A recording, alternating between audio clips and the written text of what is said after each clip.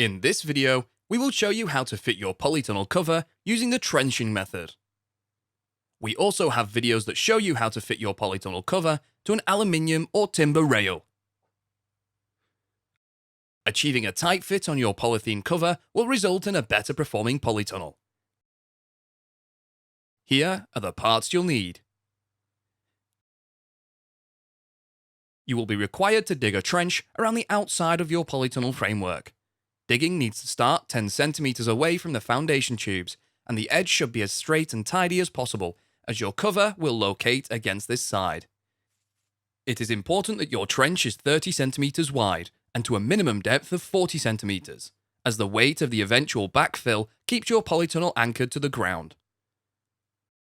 We will now prepare the framework to be covered. The polytunnel cover is secured around the door frame by trapping it between a rebate batten and a sheeting batten. Battens are 19mm by 38mm timber and come in 1.8 meter lengths, and you will be required to cut them to size. The battens are secured in place using nails. We will first fit the rebate batten around the door frame. It is fitted on the outer edge of the frame. Start by positioning a batten horizontally across the door frame lintel. Make one end flush with the outer edge of the door frame post and make a mark on the batten where it meets the outside edge of the opposite door frame post. Cut the piece to size. We need to ensure that when fitted, the sheeting batten doesn't protrude the inner edge of the doorpost. We recommend using a spare piece of batten as a spacer. Reposition the rebate batten on the door frame lintel. Position the spacing batten so it is flush with the inner edge of the door frame lintel. Once in position, secure the rebate batten to the door frame lintel with nails. The rebate batten should overhang the outer edge of the door frame lintel by approximately 5mm. Now install the rebate battens down the doorpost. Position the rebate batten and use the spacing batten to ensure it is in the correct position and secure in place with nails. Fit the rebate batten to the opposite door frame post in the same way and repeat this entire process on the opposite end of your polytunnel. Measure the length of batten that will be required to fit in between the inner edges of the doorpost and cut a piece of batten 1 cm short of this measurement to allow for clearance. Keep these close to hand. You have now completed all of the preparation and are ready to start fitting your polytunnel cover. Anti-hotspot tape should have been applied to all hoops before commencing the covering operation.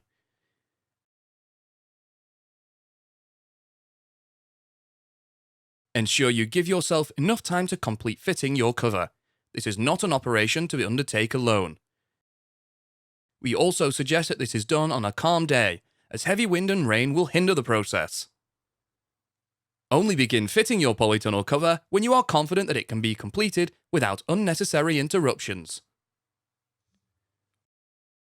Although the polythene is very strong and can withstand a lot of abuse, pulling and stretching the cover can sometimes leave finger marks.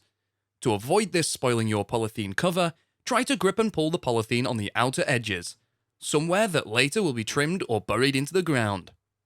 Check the ground for sharp objects, stones, sticks, etc. which may damage the polythene cover. If you have enough room, roll the cover out down the length of your polytunnel. Each face of the polythene sheet is identical. There is not a right or wrong side when choosing which face goes on the inside or the outside of the structure. Loosen the folds of the polythene cover.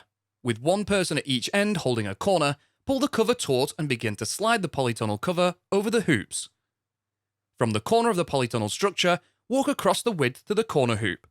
The cover should slide up and over the hoops smoothly. If you are short on space or have a very long polytunnel, you can roll the polythene out on top of the polytunnel from one end to the other. You can then unfurl the polythene cover. Centralize the polytunnel cover along both the length and width of the polytunnel.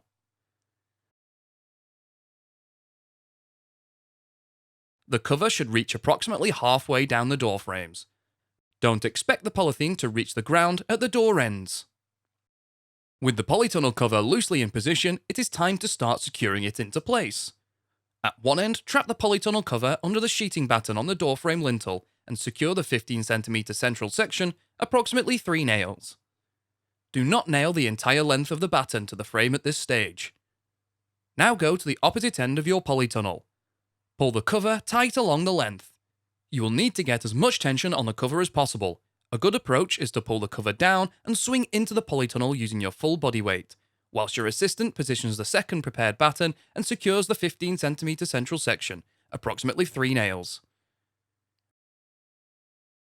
We will now fix the polytunnel cover down the length.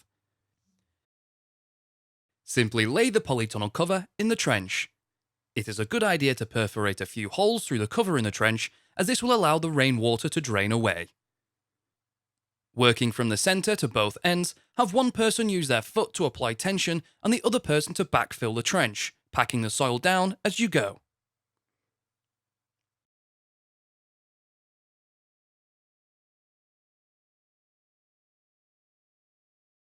Repeat this on the opposite side of your polytunnel. More downward force can be applied to gain extra tension.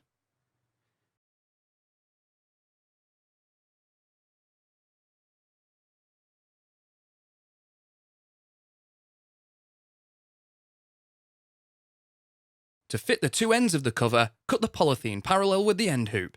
This frees the polythene at the corner, allowing pleating and fitting to the door frame post.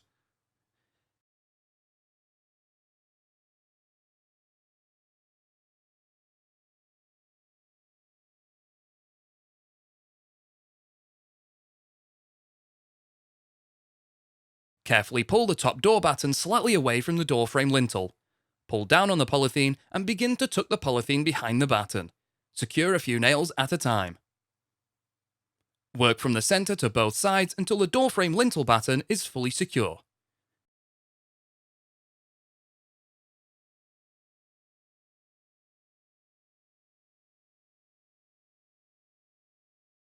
We will now secure the polythene cover to the doorposts. You are looking to achieve consistent pleats. We recommend you do a dry run to gauge the amount of pleats for an even distribution. The pleats start at the centre and dissipate as you reach the straight side of the polytunnel hoop. Position a batten down one of the doorposts and hammer the first 2 or 3 nails in. You will continue to pleat the polythene down the sides. Pull the cover as tight as you can and secure a couple of nails at a time. Keep working down the doorpost.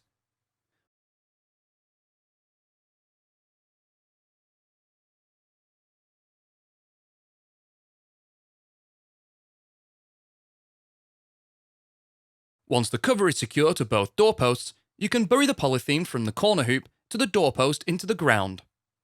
Using the same method as earlier, one person will push down with their foot whilst another person backfills the hole with soil. Repeat this process for the door on the opposite end of the polytunnel. Finally, trim off the excess polythene around the door frame and around the perimeter of the trench.